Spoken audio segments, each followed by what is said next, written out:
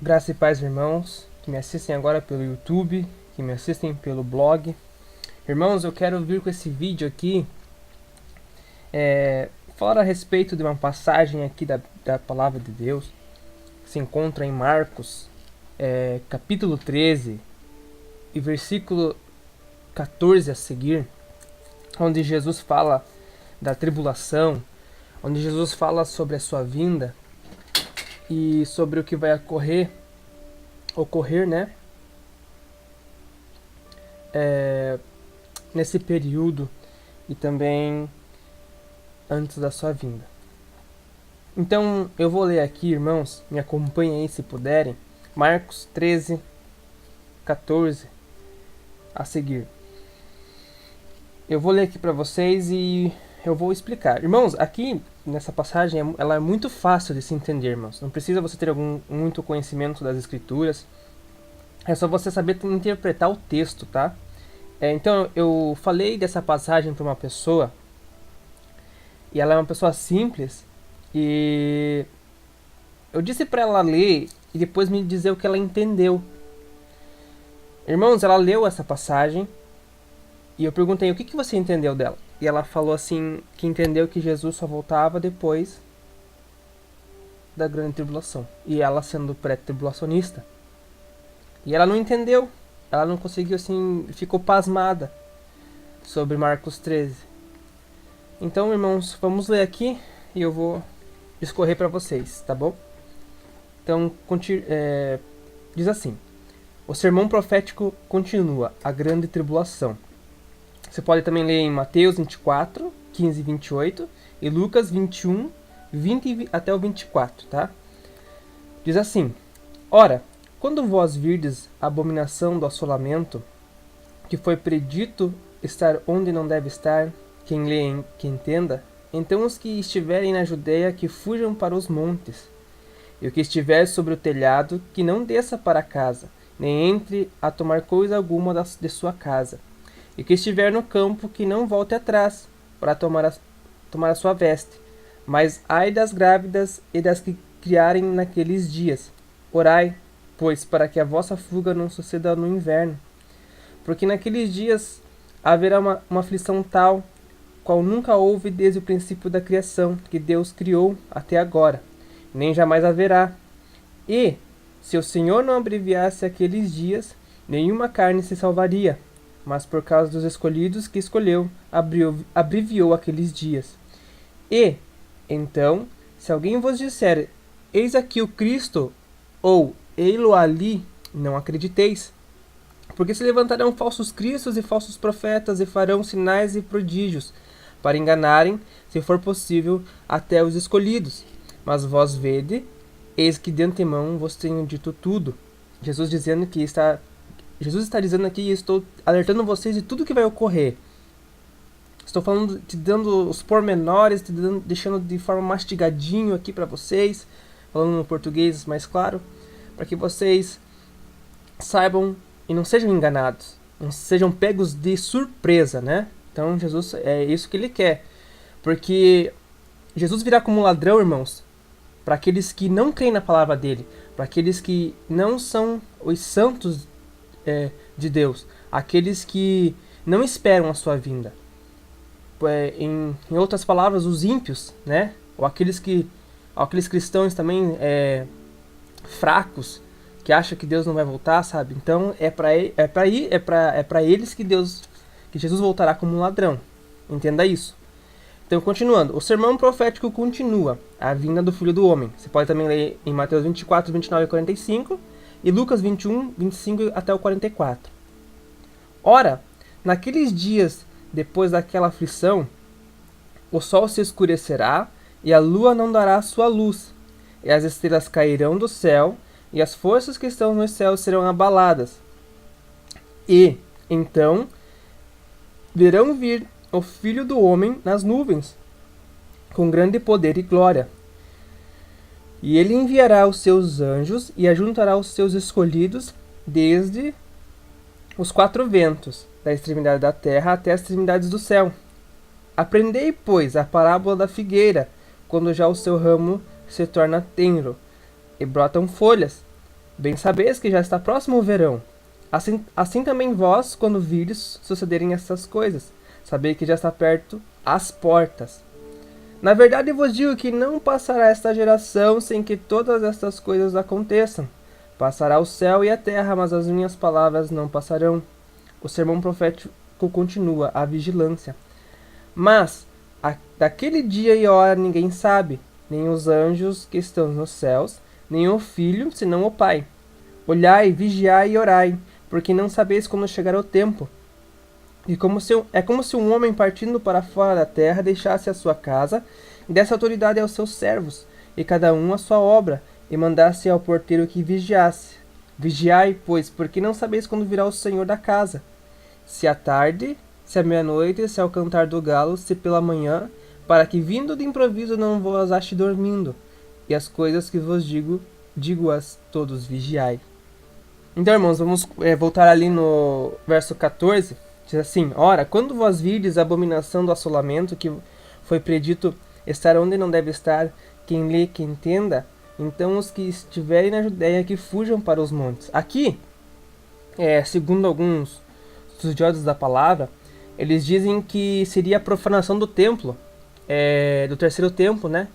Onde o anticristo vai cessar o sacrifício contínuo e vai se assentar no trono de Deus, querendo parecer Deus. Então ele fará uma abominação, né, no templo, querendo usurpar o cargo de... Ele quer ser Deus, né? Ele quer usurpar o poder, o Senhor Deus. Então, irmãos, quando isso acontecer, será quando o anticristo cessar todo o sacrifício contínuo, né? E romper a aliança que ele fará com certeza com a nação de Israel, né? Naquele período de paz. Então o Senhor explicitamente diz aqui, ó, que quando isso acontecer é para que aqueles que estão lá em Israel, aqueles que estão ao redor de Israel, aqueles que moram em Israel, que moram ao redor ali, para eles fugirem e não voltar para trás, pegar as suas coisas, porque ali começará a grande tribulação, né? Porque o período da tribulação é um e o da grande tribulação é outro. Então, o verso 19 diz assim: Porque naqueles dias haverá uma aflição tal, qual nunca houve desde o princípio da criação, que Deus criou até agora, nem jamais haverá. Naqueles dias, que dias, irmãos? Quando Jesus está falando aqui, ó, naqueles dias, nos dias da grande tribulação. Ele está falando da grande tribulação. Naqueles dias haverá uma aflição tal, qual nunca houve desde o princípio da criação que Deus criou até agora, nem jamais haverá. E, se o Senhor não abreviasse aqueles dias, nenhuma carne se salvaria, mas por causa dos escolhidos que escolheu, abreviou aqueles dias. Eu também já ouvi uns estudiosos da Bíblia falando que pode ser que o período da grande tribulação seja encurtado de alguma forma. Que talvez os 3 anos e meio não aconteçam de fato, mas que ele seja encurtado para que os escolhidos não sejam, não neguem a Cristo, né? Que a pressão seja tão grande, né? Se continuasse por mais tempo, que talvez eles poderiam negar, né? Porque Jesus está falando aqui, né, está falando aqui que os escolhidos poderiam, né, ceder à pressão e negar o Filho de Deus. Então, esse não é o escopo do vídeo, mas eu só estou explicando aqui para vocês terem uma noção, se quiserem pesquisar também a respeito dessa parte aqui. Vou falar aqui do verso 24 agora. Ora, naqueles dias depois daquela aflição, o sol se escurecerá e a lua não dará a sua luz. Ora, naqueles dias, que dias, irmãos? Que dias que Jesus está falando aqui? No período da grande tribulação. Ora, naqueles dias, no período onde os cristãos, onde os santos de Deus estiverem passando pela grande tribulação, depois daquela aflição. Ora, naqueles dias, depois daquela aflição. Então, haverá uma aflição. E depois dessa aflição, o sol se escurecerá, e a lua não dará a sua luz. Então, é um sinal que prediz a volta de Jesus. E as estrelas cairão do céu, e as forças que estão no céu serão abaladas. Aí sim, e então verão vir o Filho do Homem nas nuvens, com grande poder e glória. Ele enviará os seus anjos e juntará os seus escolhidos desde os quatro ventos da extremidade da terra até a extremidade do céu. Então, irmãos, o que Jesus está falando aqui? Ele está falando aqui que haverá um sinal dentro da grande tribulação, haverá um sinal no período pós-aflitivo, talvez vai haver talvez alguma folga, né, na perseguição, por algum motivo talvez, porque aqui depois daquelas aflições haverá o sinal, a lua e o sol não darão a luz. Então eu imagino assim, o que vem na minha mente é um período de escuridão após aqueles dias, ou um período assim, por algumas horas ou por algum tempo de escuridão, ou dias ou meses. É isso que eu consigo imaginar o que Jesus está falando aqui. Porque diz que nada poderá roubar a glória de Deus quando ele voltar. Então tem que estar tudo, né, escuro, digamos assim. Então quando ele voltar, o clarão, o resplendor da sua vinda, é claro, né? O resplendor da sua vinda se fará luz no meio daquela escuridão toda que haverá naqueles dias. Nesse período, claro. Então, discorrendo aqui, ele enviará os seus anjos e juntará os seus escolhidos desde os quatro ventos, da extremidade da terra até a extremidade do céu. Aí ele fala da parábola aqui da figueira, né? Então ele está fazendo uma comparação, assim, tá vendo essa árvore aqui? Quando ela está assim, assim, assim, vocês sabem que o verão está próximo. Jesus falando para os seus discípulos. É a mesma coisa que eu estou dizendo para vocês. Quando você ver esses sinais, vocês vão saber que a minha vinda está próxima. É isso que ele está explicando. Fazendo a comparação da parábola, né? Assim também vós, quando virdes sucederem essas coisas, saber que já está perto, às portas. Muitos dizem que hoje Jesus está às portas, né? Mas de fato, Jesus estará às portas naquele período, daquela grande escuridão que haverá sobre a terra. Então, ele dizendo aqui, não, na verdade eu vos digo que não passará esta geração sem que todas essas coisas aconteçam. Qual geração? A geração da grande tribulação. Ele está falando da geração que passará pela grande tribulação. Essa geração não passará, essa geração, sem que todas as coisas aconteçam. Ele está falando da geração que passará pela grande tribulação. Ele fala, passará o céu e a terra, mas as minhas palavras não passarão. Aí ele continua, mas daquele dia e hora ninguém sabe, nem os anjos que estão no céu, nem o Filho, senão o Pai. Aqui você pode dizer, mas Jesus está falando que o dia nem a hora sabe, e você está me dizendo praticamente o dia, os momentos, né, que antecederão a vinda de Cristo. Eu entendo essa passagem como o seguinte, eu vi um estudioso bíblico falando que nesse período de trevas que haverá dentro da grande tribulação, nesse período de trevas, como eu já falei anteriormente, pode ser dias que ficará assim, né? Dias, semanas, meses ou anos, dessa forma, né? Ou alguns anos, né? Então, aí sim, quando acontecer esse sinal da escuridão total na face da Terra, aí sim poderemos dizer, agora sim, o dia, a hora, o momento ninguém sabe, mas nós estamos vendo o sinal. Nós estamos vendo o sinal que antecede a vinda do Cordeiro, que é a lua e o sol e as estrelas caíram. Tudo ficou escuro, tudo ficou negro. Então, a partir de agora, nós não sabemos quando ele virá. Consegue entender, irmãos? É isso que Jesus está falando. Não que ele volte hoje ou amanhã. Mas dentro desse período haverá uma escuridão, onde sim nós poderemos dizer, agora, a partir deste ponto, nós não sabemos quando ele poderá vir. Ele poderá vir amanhã, ou depois de amanhã, ou daqui uma semana, ou depois de alguns meses, ou depois de alguns anos. Tá entendendo?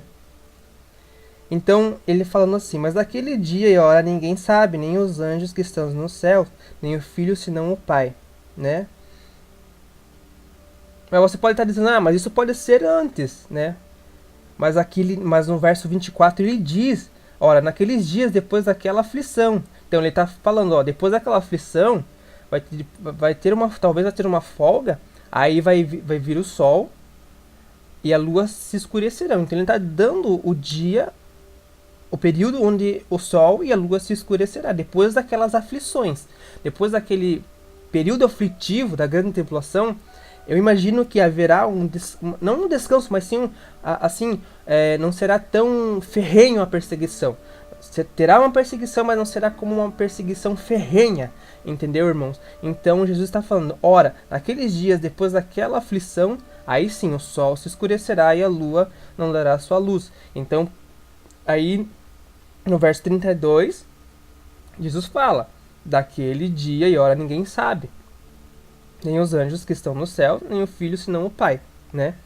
Então ele está dizendo, ó, mas depois daquela, ele está dando o período. Jesus está deixando tudo praticamente mastigadinho aqui para os discípulos, né? Ele está dizendo assim, ó, vai haver um período de perseguição, né? Forte.